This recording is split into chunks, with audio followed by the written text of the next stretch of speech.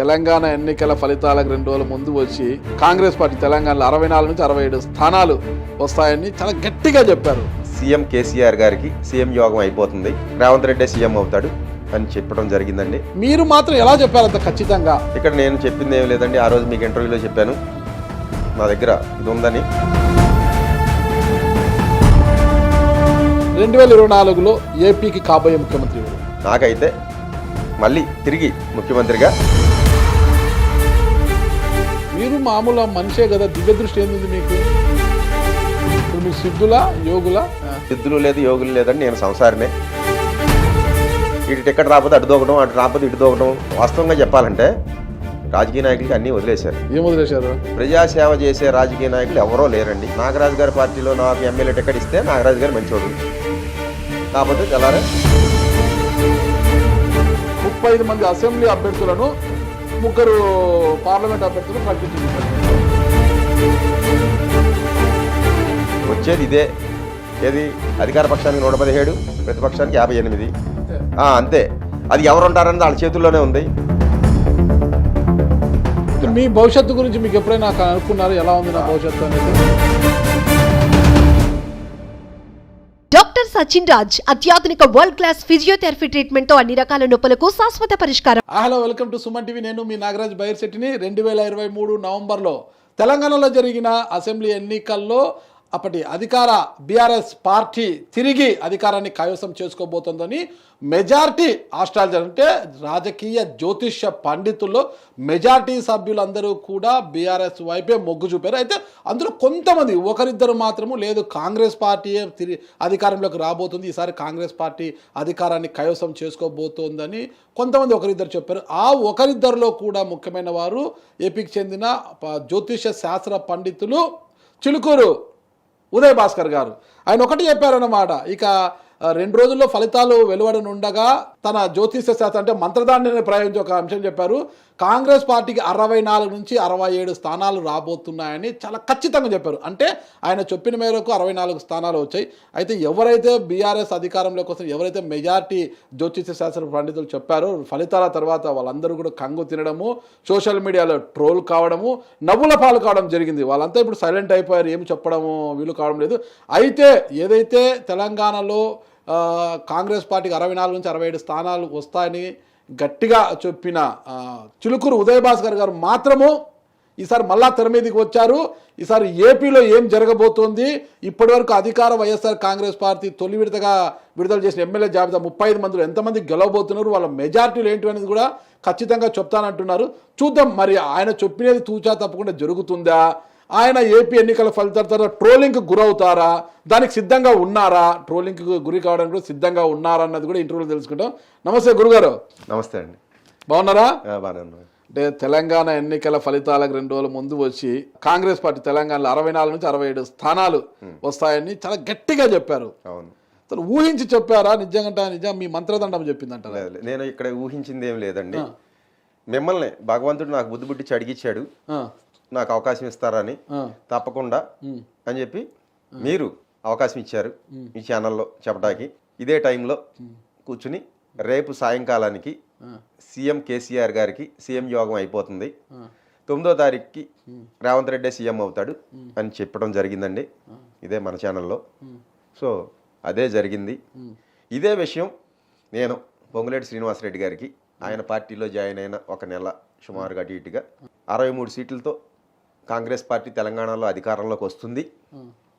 మీకు పాత ఇంటర్వ్యూలో కూడా చెప్పాను ఆయన గురించి. మా తాతగారు నాకు జ్యోతిష్యం చెప్పారు, మీ జాతకం ఇదే జరుగుద్ది, ఆయన మనవడుగా నేను చెప్పే జ్యోతిష్యం రేపు తెలంగాణలో ఇదే జరుగుద్ది, సత్యం సత్యం అని 3 సార్లు WhatsApp text message plus WhatsApp కూడా చేశాను. మీకు ఒకవేళ సందేహం ఉంటే మీరు నేను శ్రీనివాసరెడ్డి గారిని కలుద్దాం. మనకి బాగా ఆప్తులే, వాళ్ళ మిస్సెస్ మా ఇంటి వెనక మళ్ళీ మీరు నేను తప్పకుండా వెళ్ళి కలిసి మనం చూద్దాం. ఏపీ ఎన్నికల ఫలితాల తర్వాత చూద్దాం చెప్పబోతున్నారు.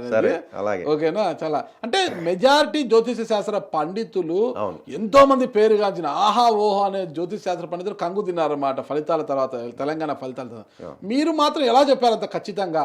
ఇక్కడ నేను చెప్పింది ఏమి లేదండి, ఆ రోజు మీకు ఇంటర్వ్యూలో చెప్పాను నా దగ్గర ఇది ఉందని. ఏదుందని? అదే మంత్రదండం ఉందంటే చూపిండి, నాకు లైవ్లో చూపించాలన్నారు. సో ఆ రోజు అనివార్య కారణాల వల్ల అది తేలేదు కాబట్టి చూపిలేదు. లేకపోతే ఆ రోజే జాతకాలు లేవు నా దగ్గర, కేసీఆర్ గారిది, రేవంత్ రెడ్డి గారిది. ఆ రోజు ఈ మంత్రదండంతో అదే చెప్పగలిగేవాడిని. ఓకే. సో అది మనం ఆ రోజు మిస్ అయ్యాం. ఓకే.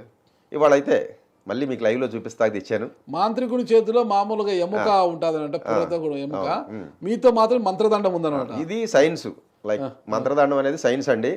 నేను క్షుద్ర మాంత్రికుడిని కాదు, నా దగ్గర ఎముకలు లేవు. ఇది ఓన్లీ సైన్స్. ఇందులో వాడే పదార్థాలు ఏమన్నా చెప్పమన్నా నేను పర్సనల్ గా చెప్తా మీకు, కానీ బహిరంగంగా మాత్రం చెప్పకూడదు. దీన్ని దుర్వినియోగం చేయకూడదు, చెప్పకూడదు. ఓకే అండి, సరే చూద్దాం. మీరు చెప్పేది త్వరలో ఏపీలో జరగనున్న ఎన్నికల్లో, మొత్తం సార్వత్రిక ఎన్నికల్లో ఫలితాలు ఎలా ఉండబోతున్నాయి అనేది మనం చూద్దాం. ఓవరాల్ గా చెప్పాలంటే 2024లో ఏపీకి కాబోయే ముఖ్యమంత్రి ఎవరు? ఓవరాల్గా అయితే నాకు కనపడే ఇదిలో, మీకు కనపడే ఇదిలో అంటే ఏది? ఇదిలో దివ్య దృష్టి అనుకోండి, లైక్ ఇంకో సైన్స్ అనుకోండి, ఆధ్యాత్మికం అనుకోండి, ఏదైనా అనుకోండి, మీరు దానికి ఎన్నైనా పేర్లు పెట్టుకోండి. నాకైతే మళ్ళీ తిరిగి ముఖ్యమంత్రిగా జగన్మోహన్ రెడ్డి గారే అవుతున్నారని కనపడుతుంది. మీరు మామూలు మనిషే కదా, దివ్య దృష్టి ఏంది మీకు? అంటే మనసును అంతర్ముఖం చేస్తే ఉందా మీకు? లేదు.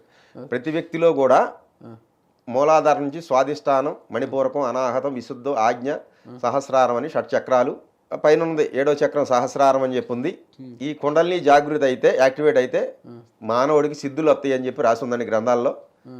ఒక 20 ఏళ్ల క్రితం నేను సాధన చేస్తే నాకు కుండలిని యాక్టివేట్ అయ్యి సిద్ధులు కనపడుతుంటే మా తాతగారు చెప్పింది గుర్తొచ్చి, ఇలాంటి సిద్ధులు వస్తాయి నాన్న సాధన చేసేటప్పుడు, ఈ సిద్ధులు వచ్చాక అవి గోడ మీద కూర్చుని సాధకుండా పతనం చేద్దామని చెప్పి రెడీగా కూర్చుంటాయి. వాటిని మాయలో పడితే సంకనాగిపోతారు. భారత భాగవత రామాయణాల్లో ఎంతోమంది ఋషులు కింద పడిపోయిన వాళ్ళు నేను చూపిస్తా. ఉదాహరణకి విశ్వామిత్రుడు బ్రహ్మర్షి అయ్యాడు కదా, ఏమైపోయాడు? మేనకం తగులుకుని సంకనాగిపోయాడు. అలాగా ముందు మాయని చేయించు, తర్వాత సిద్ధులు జోలికి వెళ్దిరిగాని అన్నారు. సరే, ఆయన చెప్పింది నేను ఆయన ఎటగా డిసప్పాయింట్ చేస్తుంటాడని ఒకసారి తీవ్రమైన సాధనలో 20 ఏళ్ల క్రితం ఇదే హైదరాబాద్లో ఉన్నప్పుడు నేను తీవ్రమైన సాధన చేశాను. చేస్తే నాకు జాగృతి అయ్యి కనపడటం మొదలెట్టినాయి. సో కనపడటం మొదలెట్టాక నేను ఇది మంచి పద్ధతి కాదు, ఇది వచ్చిన కాడి నుంచి చుట్టూ మాఫియా గ్యాంగ్ తయారవుద్ది, మనని రాంగ్ ట్రాక్ పట్టిస్తారని మా తాతగారు చెప్పింది. ప్లస్ నేను రాజయోగంలో సంసారంలో ఉన్నాను కాబట్టి దీనికి ఇబ్బంది వస్తాయి అని చెప్పారండి ఆయన. నిలుపుకోవడం చాలా కష్టం నాన్న అని. సో దానివల్ల నేను మానేశాను. ఇది జరిగింది. సరే, కాలాంతరంలో 2009లో ఇప్పుడు మీరు సిద్ధులా యోగులా? సిద్ధులు లేదు, యోగులు లేదండి. నేను సంసారినే. నాకు భార్య ఉంది, ఒక పిల్లోడు ఉన్నాడు. నేను గృహస్థ ధర్మంలో ఉన్నా.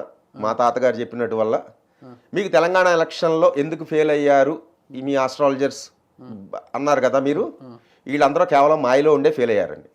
ఈ మాయ దాటితే మీకు చెప్తున్నానండి, ఈ మాయ దాటితాక ఏమాత్రం ప్రయత్నించినా, వీళ్ళు కమర్షియల్ కాకపోయినా, నాగరాజు గారు ఇలాంటి వచ్చిన వాళ్ళని మోసం చేయకపోయినా, నీతి నిజాయితీగా ధర్మంగా జీవిస్తే 100% వాళ్ళు సక్సెస్ అవుతారు.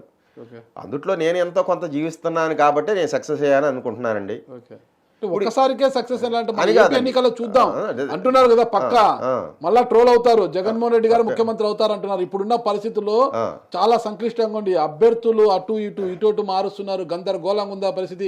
చాలా మంది పార్టీకి రాజీనామా చేసి తెలుగుదేశంలోకి, జనసేనలోకి వెళ్ళిపోతున్నారు. అవునండి.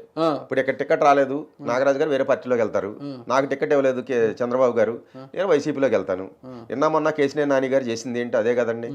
అలాగే కేసీఆర్ నాని అటువైపు వెళ్తే సింగిల్ సంజీవ్ కుమార్ ఇటువైపు వచ్చాడు. వస్తుంటారండి ఈ కప్పెటి తక్కిలు అన్నట్టు. ఏదో ఇటు టికెట్ రాకపోతే అటు దూకడం, అటు రాకపోతే ఇటు దూకడం.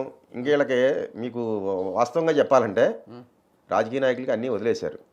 ఏం వదిలేశారు? ఇక చెప్పకూడదండి, చెప్పండి మినిట్తో. అది ఎందుకంటే ఇవాళ కేవలం అధికారమే లక్ష్యం, నాకు పదవే లక్ష్యం తప్ప ప్రజాసేవ చేసే రాజకీయ నాయకులు ఎవరో లేరండి. ఇది పైకి మాటలు చెప్తుమే తప్ప ఎంతవరకు కూడా నాగరాజు గారి పార్టీలో నాకు ఎమ్మెల్యే టికెట్ ఇస్తే నాగరాజు గారు మంచోడు, కాకపోతే తెల్లారే ఇవాళ మీరు నిరాకరించారు, మీరు చెడ్డోడే, నేను వేరే ఇంకొక పార్టీలోకి వెళ్ళిపోతాను. ఇదే జరుగుతుందండి. జగన్మోహన్ రెడ్డి గారు ప్రజాసేవ చేస్తున్నారా? ఆయన ప్రజాసేవ చేస్తున్నారా అనేది రేపొద్దున ఎలక్షన్ రిజల్ట్ని బట్టి మీకు ఆయన ఏదో నవరత్నాల పథకాలు పెట్టాడండి. రేపు ఎలక్షన్ రిజల్ట్లో ఆయన గెలిస్తే ఆ పథకాలు పెట్టినట్టు సేవ చేసినట్టు. అదే ఆయన ఓడిపోయాడు అనుకోండి, ఆయన పథకాలు సేవ చేసినట్టు కాదు ప్రజలకి. మీ జ్యోతిష శాస్త్రం ఏమైపోవాలి అప్పుడు? ఏమండి, మీ జ్యోతిష శాస్త్రం ఏమైపోవాలి? మేము దర్శించి చెప్పేది అదే కదా. సేవ చేశాడా లేదా అనేది మేము వెళ్ళి విలేజెస్లో జిల్లాల్లో సర్వే చేయక్కర లేకుండా కేవలం ఈ స్టూడియోలో కూర్చునో లేకపోతే ఒక ఇంటి దగ్గర కూర్చుని మనోనేత్రాన్ని తెరిచి దర్శించగలిగి గాలి ఎటు తోలుతుంది, ఎవరికి ఎంత పర్సంటేజ్ ఆఫ్ ఓట్ల షేర్ వచ్చి ఎవరు ఎంతమంది గెలవరని చెప్పేదే ఇదండి. ఇక్కడ మీకు ఒక్క నిమిషం అండి, ఇక్కడ చెప్పే నాలో దోషం ఉండొచ్చు తప్ప భగవంతుడిలో చైతన్యంలో దోషం లేదు.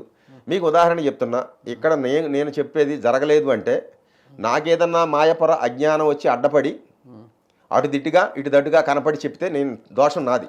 ఇప్పుడు నేను మీకు పాత ఇంటర్వ్యూలో చెప్పానండి, 117 సీట్లతో జగన్మోహన్ రెడ్డి గారు సీఎం అవుతున్నారు, అది పొత్తులో వస్తే, పొత్తు లేకపోతే 132 అని చెప్పాను. ఇది చెప్పింది నేను కాదు, భగవంతుడని పైన విశ్వంలో ఉన్న శక్తి అని నేను ప్రగాఢ విశ్వసిస్తున్నా. ఈ చెప్పే నాలో మాయ ఉంటే ఇదే 117 చంద్రబాబు అవుతారు, జగన్మోహన్ రెడ్డి గారు 58 అవుతారు. ఇక్కడ మీకు ఫిగర్ చెప్తున్నానండి, ఏది ఒక సీట్ అటు ఇటు అవ్వచ్చు. ఇక్కడ నేను జ్ఞానం లేకుండా మాయలో ఉండి చెప్తే అటు తిట్టి ఇటు దడ్డు అవుతుంది తప్ప ఫిగర్ మారదండి. అది మీకు చెప్తున్నా కదా, వచ్చేది ఇదే. ఏది అధికార పక్షానికి 117, ప్రతిపక్షానికి 58 అంతే. అంతే. అది ఎవరు ఉంటారన్నది వాళ్ళ చేతుల్లోనే ఉంది. దీన్ని బట్టి వాళ్ళు స్టెప్లు వేస్తారు. కాతే ఇక్కడ నేను ఏదైనా స్వార్థం, నాకు ఇంకేదన్నా మాయని జయించలేకుండా ఉండి నేను గన దర్శించగలిగితే నాకు చెప్పే తప్పు అవుద్ది తప్ప తప్పు నాలోనే ఉంది, జ్యోతిష్యంలో లేదు, భగవంతుడిలో లేదండి. అర్థమైందండి? జరిగేది అది. ఇప్పుడు రేపు జరిగింది అనుకోండి, నేను మాయని దాటి చూసి చెప్పినట్టు. ఒకవేళ నేను జరగకపోయిందంటే రిజల్ట్ అయితే అదే వస్తుంది, నేను మాయని దాటలేదు. ఇంకా మీ భవిష్యత్తు గురించి మీకు ఎప్పుడైనా కనుక్కున్నారు, ఎలా ఉంది నా భవిష్యత్తు అనేది? లాటరీ ఏమైనా తగులుతుందా లేదా నాకు అనేసి కనుక్కున్నానండి. లాటరీ తగులుద్ది నాకు, ఈ మే నెలలో నాకు లాటరీయే తగులుద్ది. ఆ లాటరీ ఎంత తగులుద్ది అనేది కూడా నేను మీకు పర్సనల్గా చెప్తా, ఇక్కడ జనం చెప్పకూడదు. లాటరీ తగులుద్ది, ఇది కన్ఫర్మ్ 100%. మీరు మంచి క్వశ్చన్ వేశారు, లాటరీ ఎంత తగులుద్దని. నా లాటరీలో మీకు షేర్ ఇస్తా. నాకు వద్దండి, మీరు బాగుంటే చాలు. అదే ఇక్కడ భగవంతుడు బలికిచ్చాడు. ఇప్పుడు ఈ క్వశ్చన్ ఏమి ఇచ్చింది భగవంతుడు, మీకు లాటరీ తగులుద్ది అన్నారు కదా, నాకు లాటరీ తగిలితే మీకు షేర్ ఇస్తా. తగిలితే మీ మనోనేత్రం చెప్పడం లేదా? చెప్తుందండి. ఇక్కడ మీకు పలికిచ్చేది కూడా, మీకు షేర్ ఇమ్మని చెప్పేది కూడా ఆయనే. ఒకసారి గోవాకి వెళ్ళండి, కసినోలో మంచి డబ్బులు సంపాదించాడు. అయ్యి అడిగారండు నాగరాజు గారు, ఆస్ట్రేలియా నుంచి ఫోన్ చేసి, ఇప్పుడు గురువు గారు క్యాసినోలో ఉన్నా ఏం వస్తుంది చెప్పండి, దాని మీద వేస్తా అన్నాడు ఒకడు. చెప్పా, రే గురువు గారు పక్క నెంబర్ ఆగిందండి, 25 మీరు చెప్పారు కదా, పక్క నెంబర్ ఆగిందండి అనేవాడు. అలా 3 సార్లు జరిగింది. ఓహో అలాగా, సరే నాన్న మంచిదే, సంతోషం, ఇంకెప్పుడు ఫోన్ చేయమాకు నాకన్నా. ఇక్కడ ఎందుకంటే వాడు నిజం చెప్పడు కదా, అక్కడ ఉన్నోడు నిజం చెప్తాడా? ఎందుకంటే చెప్తే మళ్ళీ మనకి గురువు గారికి దక్షిణ ఇచ్చుకోవాలి కదా. ఎంతోమంది అబద్ధాలండి, మన శక్తిని అలా దుర్వినియోగం చేయకూడదు. ఏది క్యాసినోలకి, క్రికెట్ బెట్టింగ్లకి. ఎంతమంది క్రికెట్ బెట్టింగ్లు కూడా అడిగారు నన్ను, ఏది గెలుస్తుంది చెప్పమని. మనం మా సిద్ధాంతాలు చెప్పినట్టు చెప్తే నేను ఫెయిల్ అయ్యేవాడిని. మనకి ఎందుకని 2009లోనే. ఓకే సరే, ఓకే. ఎటు తిరిగి ఏ పరిస్థితులు ఎలా ఉన్నా అధికార వైఎస్ఆర్ కాంగ్రెస్ 117 స్థానాలతో ముఖ్యమంత్రిగా మళ్ళా జగన్మోహన్ రెడ్డి మళ్ళీ బాధ్యతలు చేపట్టబోతున్నారు. ఇకపోతే ఇప్పుడున్న పరిస్థితుల్లో జగన్మోహన్ రెడ్డి గారు ఇటు క్యాండిడేట్ అటు, అటు క్యాండిడేట్ ఇటు మార్చారు, ఎమ్మెల్యేలను అటు, మంత్రులను టికెట్లు పీకేశారు, కొంతమంది మంత్రులను పీక్ అవతల పడేశారు, కొంతమంది మంత్రులను తీసి మా ఎంపీలుగా పంపించారు, కొంతమంది ఎమ్మెల్యేలు ఇటు, కొంతమంది టికెట్లు లేవన్నారు, అటు ఇటు చేశారు కదా. అంటే తొలి జాబితాలో తీసుకుంటే మనకి ఇప్పటి వరకు అఫీషియల్ గా 3 ఎంపీ అభ్యర్థులను ప్రకటించారు. అధికార వైఎస్ఆర్ కాంగ్రెస్, టీడీపీ, జనసేన, ఇంకా పొత్తులు అభ్యర్థులు ఏంటి అనేది ఇంకా చర్చలో ఉన్నారు. బీజేపీ కూడా వాళ్ళతో కలిసి వస్తుందా లేదా పక్కన పెడితే, అధికార వైఎస్ఆర్ కాంగ్రెస్ దీంట్లో ముందడుగులో ఉంది. 35 మంది అసెంబ్లీ అభ్యర్థులను, 3 పార్లమెంట్ అభ్యర్థులను ప్రకటించింది ఇప్పటికీ. ఒకసారి మనం వీటి గురించి చర్చిద్దాం, వీళ్ళలో ఎవరికి బలాబలాలు చూద్దాం. అనంతపురం నియోజకవర్గానికి సంబంధించి అనంతపురం పార్లమెంటుకు మాలగుండ శంకర్ నారాయణ వైఎస్ఆర్ కాంగ్రెస్ పార్టీ అభ్యర్థి. ఇతని పరిస్థితి ఏంటి? ఎంత మెజార్టీ రావచ్చు ఇతనికి? ఓడతాడా గెలుస్తాడా? శంకర్ నారాయణ మెజార్టీ అనేది మనం తర్వాత చెప్పుకుందామండి. గెలుపు అయితే సత్యం. శంకర్ నారాయణ అసలు హిందూపురం సంబంధం అయినా, హిందూపురం పార్లమెంటు అనంతపురంకి వచ్చాడు ఆయన, ఎలా సాధ్యమవుతుంది అతనికి? ఇక్కడ సాధ్య అసాధ్యాలన్నీ కూడా పైవాడు లిఖించి ఉన్నాడండి. ఇక్కడ స్టెప్ వేయించాడంటే జగన్మోహన్ రెడ్డితో పైవాడు ఆడిచ్చేదే. ఇక్కడ జగన్మోహన్ రెడ్డి సినిమా ఆడేదేం లేదండి. జగన్మోహన్ రెడ్డి ఆడినా, చంద్రబాబు నాయుడు అయినా పైన రాసిన స్క్రిప్ట్ ప్రకారం ఆడతారు. అర్థమైందండి? ఈయన గెలుపు అవకాశాలు ఉన్నాయి. మెజార్టీ అనేది మళ్ళీ ఇంటర్వ్యూలో చేసుకుందాం. ఏది గెలుపు అవకాశాలు పక్కా. ఓడితే ఓడితే ఓడర్ అని చెప్తున్నాం కదండి. మీ జ్యోతిష్ శాస్త్రాన్ని మానేసి ఇంట్లో కూర్చుంటారా? అలాగే అండి. మీరు కూర్చోబెడతానండి, మేము ఎందుకు కూర్చోం? ఓకే, మంచిగా. రైట్. ఓకే. హిందూపురం పార్లమెంట్ కు జొలదార్ శాంత, జే శాంత, ఈమె వైఎస్ఆర్ కాంగ్రెస్ పార్టీ అభ్యర్థి. ఇవన్నీ కూడా వైఎస్ఆర్ కాంగ్రెస్ పార్టీ నుంచి అడుగుతున్నాను. హిందూపురం నుంచి శాంత గారు పోటీ చేయబోతుంది. జొలదార్ శాంత అంటే బళ్ళారి మాజీ మంత్రి కట్టా శ్రీరాములు వాళ్ళ సోదరి. మరి ఈమె పరిస్థితి ఏంటి? ఏమో గెలుస్తుంది. ఈమె గెలుస్తుంది. ఓకే. అరకు భాగ్యలక్ష్మి ఇప్పుడున్న ఎమ్మెల్యే, పాడేరు ఎమ్మెల్యే భాగ్యలక్ష్మి గారిని అరకు పంపిస్తున్నారు. ఆమె పరిస్థితి ఏంటి? ఎంపీగా పంపించారు. అది ఎస్సీ కాన్స్టిట్యున్సీ అనుకుంటా కదా, ఎస్టీ అరకు. ఆమె కూడా అతి క్లిష్టమైనా సరే గెలుపు అయితే అది ఎస్సీనా ఎస్టీనా అని తెలుసు మీకు, గెలుస్తుందని చెప్తారు మీరు. అదేలేండి, అరకు ఎస్టీలండి. సరే, మిగతా అన్ని ఎస్సీలు ఉన్నాయి కొన్ని, ఏది కాన్స్టిట్యున్సీలు. సరే, ఇక్కడ క్యాస్ట్ల గురించి మనకి దాని గురించి వద్దుగానండి. ఎవరైనా మానవులే. జనాభా ప్రాతిపదికన క్యాస్ట్ అనేది డిక్లేర్ చేసి ఎంపీ సీట్లు ఇస్తున్నారు రిజర్వేషన్ కోటాలో. సరే, ఎవరైతే ఏముందండి, భాగ్యలక్ష్మి గారు అయితే గెలుస్తారు. ఓకే. ఇక ఎంపీల పక్కన పెట్టేసి ఎమ్మెల్యేల జాబితా ఇది. నంబర్ 1 గాజువాక, అంటే విశాఖ జిల్లా గాజువాక, అంటే ఉమ్మడి విశాఖ జిల్లా గాజువాక, వరికూటి రామచంద్రరావు. ఇప్పుడున్న సిట్టింగ్ ఎమ్మెల్యేని పక్కన పెట్టి, ఓకేనా, వరికూటి రామచంద్రరావుని ఇన్ఛార్జిగా ఇచ్చారు. ఆయన ఎమ్మెల్యే అభ్యర్థి అయితే గెలుస్తాడా ఓడతాడా? గెలుస్తాడండి. ఎలా చెప్తారు? అతి స్వల్ప మెజారిటీ. మంత్రదండం చెప్పిందా? ఇది చెప్పిందే అండి. ఇక్కడ నేను మంత్రదండం చెప్పింది. ఇక్కడ బలికేదంతా కూడా నా సొంత కవిత్వం ఏం లేదండి. చూడండి.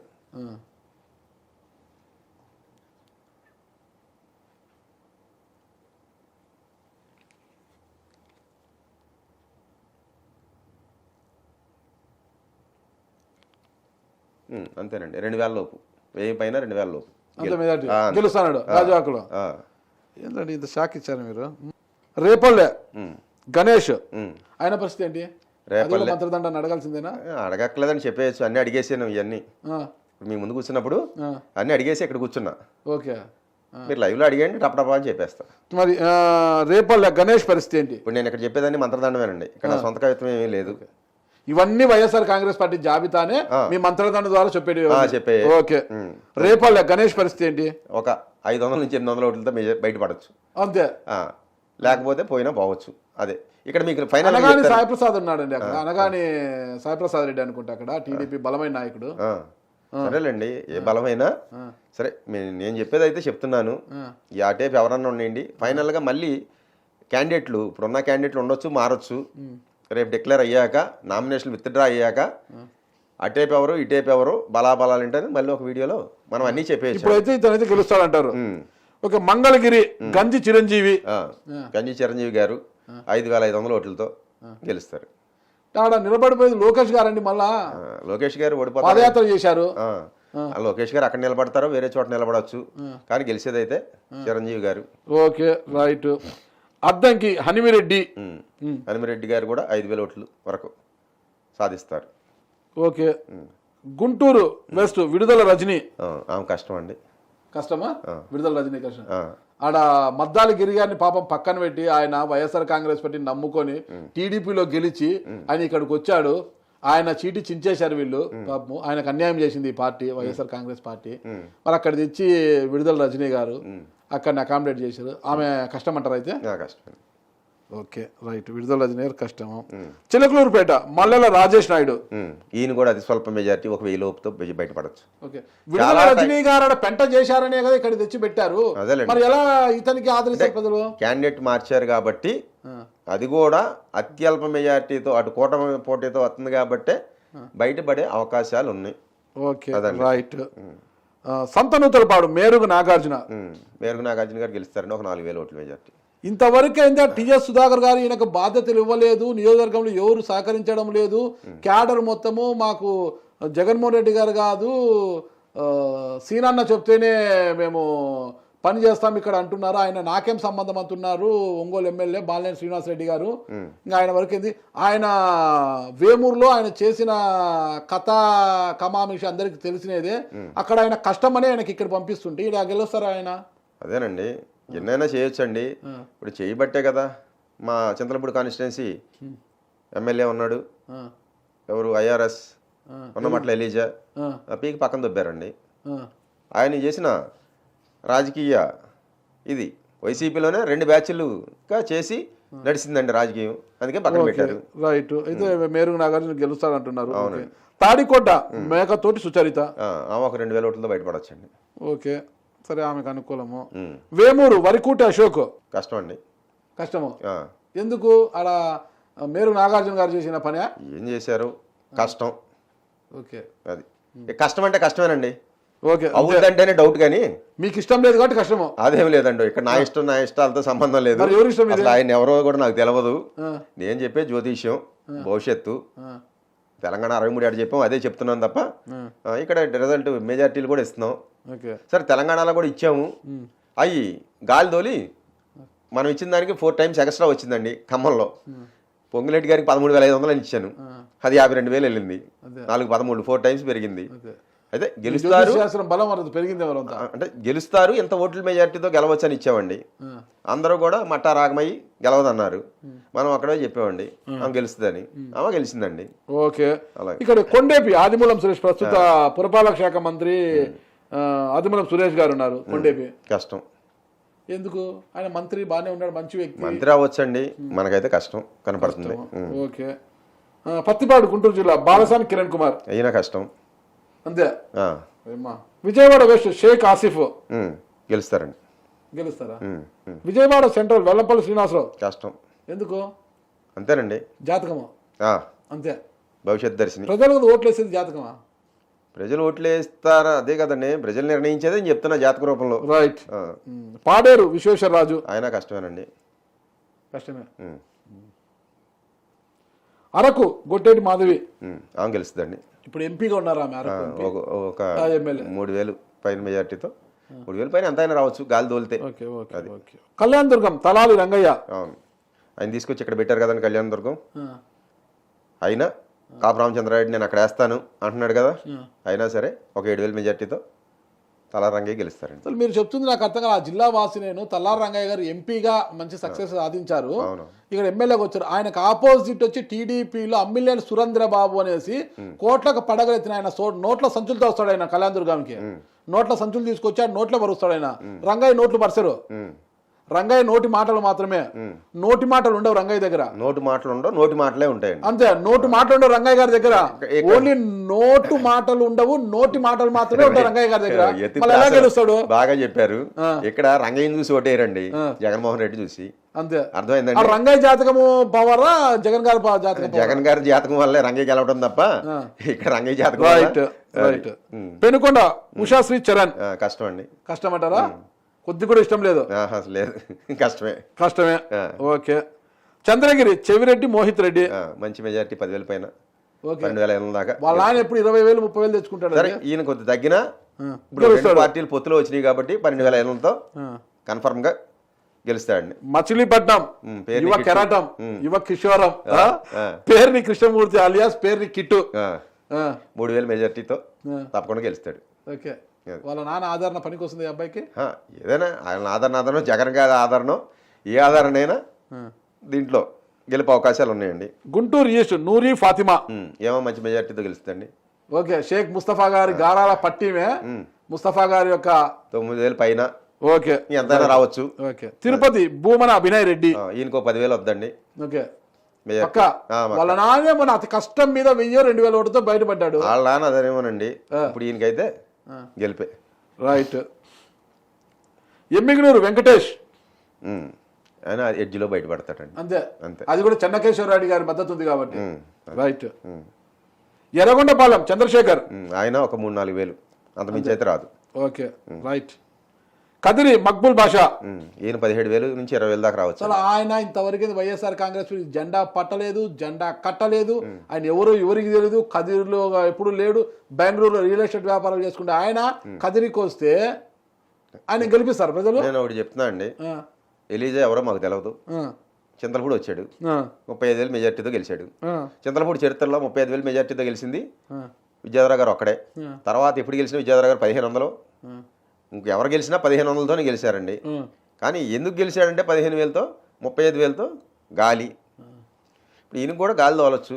చూద్దాం. వైసీపీకి గాలి లేదంటున్నారు, ఫ్యాన్ స్పీడ్ తగ్గింది అంటున్నారు. తగ్గిందండి, 5లో పెట్టిన 1 స్పీడ్ తో తిరుగుతుంది అంటున్నారు టీడీపీ వాళ్ళేమో. కాదండి, గాలి అంటున్నారు. కాదు, ఇప్పుడు ఇక్కడ టైట్ గా గాలి తగ్గబట్టే అంతా 1000, 500, 2000 మెజార్టీలు కనపడుతుందండి. Okay right. పోలవరం తెల్లం రాజ్యలక్ష్మి భర్తకి వ్యతిరేకత ఉందనే కదండి మార్చేసింది. ఏమో కూడా ఎడ్జిలో బయటపడద్దండి. ఓకే. రాజమండ్రి రూరల్ చెల్లిపోయిన వేణుగోపాల్ కష్టం. ప్రస్తుతం మంత్రి అండి. మంత్రి అయితే ఏముందండి అంతే అంటారా? Okay. Rajahmundry city Margani Bharat MP గారిని తీసుకెళ్ళి రాజమండ్రి సిటీ పెట్టాడు. యంగ్ అండ్ డైనమిక్ ఎడ్జిలో బయటపడతాడు. 3000 సినీ గ్లామర్ ఏదో ఒకటి అదండి. ఓకే. ప్రత్తిపాడు అదే కాకినాడ దగ్గర వరుపుల వరుపుల సుబ్బారావు కష్టమే. ఓం నమః శివాయ. ఓం నమః శివాయ. అంతే. ఓకే. జగ్గంపేట తోట నరసింహం 2000 పైన. ఓకే. అదండి. పిఠాపురం వంగా గీత ఆమె అంతేనండి 2000. అతి కష్టం ఆమె కూడా. పి గన్నవరం వేణుగోపాల్ ఈయన 9-10,000 దాకా లాగుతాడు. రామచంద్రపురం పిల్లి సూర్యప్రకాష్ ఈయన అలాగే 2000, 3000, 4000 దాకా మ్యాక్సిమం. ఓకే. పాయకరావుపేట కంబాల జోకులు ఈయన మంచి మెజార్టీ వద్దండి 20,000 దాకా. ఆయన ఎక్కడో నాకు తెలిసి శ్రీకాకుళం జిల్లా అనుకుంటా. ఆయన అది శ్రీకాకుళంలో విజయనగరం జిల్లాలో ఆయన తెచ్చి ఇటుకి వేస్తున్నారు. ఎక్కడైతే ఏంటండి పాయకరావుపేట ఇప్పుడు మీరు అడిగిన అన్నిటిలోకి మెజార్టీ వచ్చేది అదే. గొల్లబాబురావు గారు చాలా అభివృద్ధి చేశారంటాడు, పొగుడుతున్నారు జనాలంతా. ఏదైనా చేయండి. ఇక్కడ మీరు ఇప్పుడు అడిగిన 35 నియోజకవర్గాల్లో అత్యధిక మెజార్టీ వచ్చేది పాయకరావుపేట. ఓకే. అది ఏమో చూద్దాం. మీ జ్యోతిష్ శాస్త్రం మీరు ట్రోల్ కావాలని ఉన్నారు కానీ తప్పే ఉంది. అనకాపల్లి భరత్ కుమార్ అనకాపల్లి 3000, 3500 అంతే. ఇంకా లాస్ట్ అండి రాజేష్ ఆయన 16,000 దాకా లాగొచ్చండి. ఇవన్నీ ఆ మంత్రదండమే చెప్పిందా? అంతా అది చెప్పిందేనండి. ఇక్కడ నేను సొంతంగా చెప్తున్నాను, మీకు చెప్పట్లేదు. ఏమండి ఇక్కడ తప్పు ఏదైనా ఉంటే నాలో ఉంది కానీ విశ్వంలో ఉన్న కాస్మిక్ ఎనర్జీలో లేదు. అది తప్పు ఏదన్నా ఉందంటే నాలోనే ఉంది. ఇప్పుడు రేపొద్దు నేను చెప్పింది జరగకపోయినా తప్పు నాదే కానీ భగవంతుడిది కాదు. అంతేనంటారా? అంతే. ఓకే. మీరు చెప్పిన లెక్కల ప్రకారం తీసుకుంటే తొలి జాబితా 35 మంది ఎమ్మెల్యేలకు గాను 26 మంది అధికార వైఎస్ఆర్ కాంగ్రెస్ అభ్యర్థులు గెలుస్తారని చెబుతుండగా 9 మంది మాత్రమే టీడీపీ జనసేన కూటమి గెలుస్తారని చెప్తున్నారు. అవునండి, కన్ఫర్మ్ ఓడిపోతారు. ఇందుట్లో కూడా ఇప్పుడు నేను చెప్పిన 500, 1000, 2000 ఉన్నాయి చూసారండి. వీళ్ళు కష్టపడకపోతే ఇప్పుడు మనం చెప్తామని వీళ్ళు కూడా ఒక 8 మంది మాక జాతకం బాగుంటే కష్టపడకపోయినా గెలుస్తారని చెప్తున్నారు మీరు. కష్టపడకపోతే ఎందుకు గెలుస్తారండి? లేదండి, జాతకం చెప్తున్నాము, కష్టపడితేనే పని అవుద్ది తప్ప ఎవరు జాతకాన్ని వాళ్ళే రాసుకుంటారు. కృష్ణరాజు గారు చెప్పారు కదండి, ఎవరు ప్రభాస్ సినిమాలో రాధేశ్యామ్, ఏం బంగారు 99% మనం చెప్పింది కాదు జరిగేది, ఎవరి జాతకాన్ని ఆడే రాసుకుంటున్నాడు, ఉన్న 100లో 99 లెక్కలు ఎందుకు వారి జాతకం రాసుకుంటే మీరెందుకు జాతకాలు చెప్పడం? ప్రభాసు నేను చెప్పాను, ఇప్పుడు వరకు నేను చెప్పింది ఎక్కడా తప్పలేదు, 100కి 99% నేను చెప్పింది జరిగింది అన్నాడు కాబట్టి ఆయన చెప్పాడండి. 100కి 99% వాళ్ళ జాతకాన్ని వాళ్ళే రాసుకుంటున్నారని. ఇది నీ అనుభవంలో కూడా మీకు చెప్పేది ఏంటంటేనండి, నేను చెప్పింది జరిగిద్ది, జరిగినా సరే వాళ్ళ జాతకాన్ని వాళ్ళే రాసుకుంటున్నారు. ఇప్పుడు ఉదాహరణకి ఒక వ్యక్తికి నువ్వు పోటీ చేయొద్దు, నువ్వు ఓడిపోతావని చెప్పానండి, కానీ నేను ఎన్నో నువ్వు చెప్పేది ఏంటి నేను వినేదేంటి అని వెళ్ళాడు, ఓడిపోయాడు. ఇక్కడ నేను ముందు చెప్పిన ఉపయోగం ఏముందండి? వాడి జాతకాన్ని వాడే రాసుకున్నాడు కదా, అంతేనండి జరిగేది. ఇప్పుడు ఈ ఈ 500, 1000 మెజార్టీలు 2000లో ఉన్నోళ్ళు ఒక 7-8 మంది కష్టపడకపోతే సినిమా ఇటు బయగి సినిమా హిట్ రివర్స్ అయ్యి ఒక 17-18 35లో 17-18 వైసీపీకి వస్తాయి, 17-18 కూటమికి వస్తాయి. ఓవరాల్గా అయితే వైసీపీ అధికారంలోకి వస్తుంది, జగన్మోహన్ రెడ్డి గారు సీఎం అవుతారు. ఒక లాస్ట్ పాయింట్ అండి, టీటీడీఓ ధర్మారెడ్డి గారు ఆయన రాజకీయ అరంగేట్రం చేయాలని చాలా ప్రయత్నాలు చేస్తున్నారంట. ఎంపీగా బరిలోకి దిగాలి, నంద్యాల ఎంపీగా బరిలోకి దిగాలి, అప్పుడు కాదు ఇప్పుడు అనేసి. మరి ఆయనకు టికెట్ వచ్చే అవకాశం ఉందంటారా? ఆయన జాతకం ఉందా మీ దగ్గర? జాతకం ఉంది, నేను చూసానండి, కానీ టికెట్ తెచ్చుకుంటే గెలుస్తారు. టికెట్ తెచ్చుకుంటే గెలుస్తారు. టికెట్ తెచ్చుకోవడం అనేది ఆయన చేతిలోనూ జగన్మోహన్ రెడ్డి గారి చేతిలో ఉంది. వస్తుందా రాదా నేనేం చెప్పగలనండి. తెచ్చుకుంటే మాత్రం గెలుస్తారు నంద్యాల ఎంపీగా. ఆయన పబ్లిక్ లోనే లేరు కదా, ఆయన ఎప్పుడు ఆయన ఢిల్లీలోనే ఉన్న వ్యక్తి, ఇప్పుడు వచ్చి పబ్లిక్ లేకపోయినా ఎక్కడున్నా సరే టికెట్ తెచ్చుకుంటే గెలుస్తారండి. అది నంద్యాల పోయిన ఎలక్షన్లో 3 లక్షల పైన ఎంపీ మెజార్టీ వచ్చింది. సరే ఎంత వ్యతిరేకత గవర్నమెంట్ ఉన్నా సరే టికెట్ తెచ్చుకుంటే మాత్రం కన్ఫర్మ్ గెలుపు ఎంపీగా. సరే, ఓవరాల్ గా ఇవన్నీ జరగకపోతే 2024 ఎన్నికలు ఇవి జరగకపోతే మరి ఏం చేస్తారు మీరు? ఏది మీరు ఏం చేయమంటే అది చేద్దాం. ఇంకా ఇంకా చాలా ఉన్నాయండి. రేపు సభకు నమస్కారం అని వెళ్ళిపోతారా? ఆ. జ్యోతిష శాస్త్రాన్ని మీ మంత్రదండాన్ని పక్కన పెట్టి అలాగే అంతేనా? తప్పకుండా. ఓకే, ఇదే మాట. ఈ వేణుస్వామి, ఆ జీవీఎల్ఎన్, ఇంకెవరో మన తణుకు దగ్గర ఉన్న ఆయన ఒక స్వామి, ఇంకా మొన్న ఒక 6-7 మందిని ట్రోల్ చేశారు కదండి, అందులో నన్ను కూడా యాడ్ చేయండి. అంతేనా? ఇప్పుడు వీళ్ళు కూడా అదే చెప్తున్నారు, జీవీఎల్ఎన్ 107 సీట్లతో వస్తాడని. నేను 117 చెప్పాను. కళానిధి రాంబాబు 105 నుంచి 110 సీట్లతో గెలుస్తాడు జగన్ అని చెప్పాడండి. వేణుస్వామి అయితే అసలు జగన్మోహన్ రెడ్డి 2024 కాదు 29 కూడా ఆయనే అని చెప్పాడండి. ఇప్పుడు నేను కూడా చెప్పొచ్చు. ఇప్పుడు ఇక్కడ చెప్పినట్టే మా జ్యోతిష్యులందరూ కూడా అక్కడ కూడా అదే చెప్తున్నారు, ఏది జగనే అని. అందుట్లో నేను ఒకడిని. ఇక్కడైతే వేరే వ్యతిరేకంగా చెప్పా, కానీ అక్కడ చెప్పే బ్యాచ్లో నేను కూడా ఉన్నానండి, ఆ గుంపులో గోవిందం లాగా. సరే, అందరూ తలాకు తోచినంతగా చెప్తున్నారు. మనమైతే 117 అని చెప్పామండి. మీ ఇంటర్వ్యూయే మీ ముందే కూర్చుని చెప్పానండి. మళ్ళీ ఒకసారి చెప్తున్నారు, చూద్దాం ఫైనల్ గా ఏం జరుగుతుంది. ఇప్పుడు రేపొద్దున జరగకపోతే వాళ్ళతో పాటు ట్రోల్ అయ్యే బాధితుల్లో నేను కూడా చేరతాను. చూద్దాం. మరి ఇంత ఖచ్చితంగా చెప్తున్నారు, అంతే. ట్రోల్ కావడానికి సిద్ధంగా ఉన్నారట. మరి మన ఉదయ్ భాస్కర్ గారు, చిలుకూరు ఉదయ్ భాస్కర్ గారు చెప్పిన మేరకు ఎంతవరకు సక్సెస్ సాధిస్తారు ఏంటన్నది చూడాలి, తెలుసుకోవాలంటే. ఇంకా మిగిలింది 35 మంది, వచ్చింది 175 మంది, 35 మంది అంటే ఇంకా 140 మంది జాబితా రావాలి. ఆ 140 మంది జాబితా వచ్చిన తర్వాత ఎవరి పరిస్థితి ఏంది, ఎట్లా ఉంది అనేది మళ్ళీ మనం తెలుసుకోవాలి. మళ్ళొకసారి ఇంటర్వ్యూలో మరిన్ని వివరాలు మనం తెలుసుకుంటాం. అయితే ఓవరాల్గా ఎవరు వచ్చినా జగన్మోహన్ రెడ్డి సీఎం అవుతారన్నారు కదా అయినా, కాకపోతే ఏంటి పరిస్థితి అన్నది ఆ రోజు మనం ఆలోచిద్దాము. ఆయన ఏ నిర్ణయం తీసుకుంటూ ఆలోచిద్దాం. ఓకేనా? అంతవరకు వేచి ఉండండి. అయితే ఇంకా 2-3 జాబితాలు వచ్చేటి ఉన్నాయి. అధికార వైఎస్ఆర్ కాంగ్రెస్ పార్టీ, ప్రతిపక్ష పార్టీ కూడా వచ్చిన తర్వాత ఇదే చిలుకూరు ఉదయ్ భాస్కర్ గారితో ఎవరి బలాబలాలు ఎలా ఉన్నాయో కూడా తెలుసుకునే ప్రయత్నం చేద్దాం. అంతవరకు వేచి ఉండండి. థ్యాంక్ యూ అండి.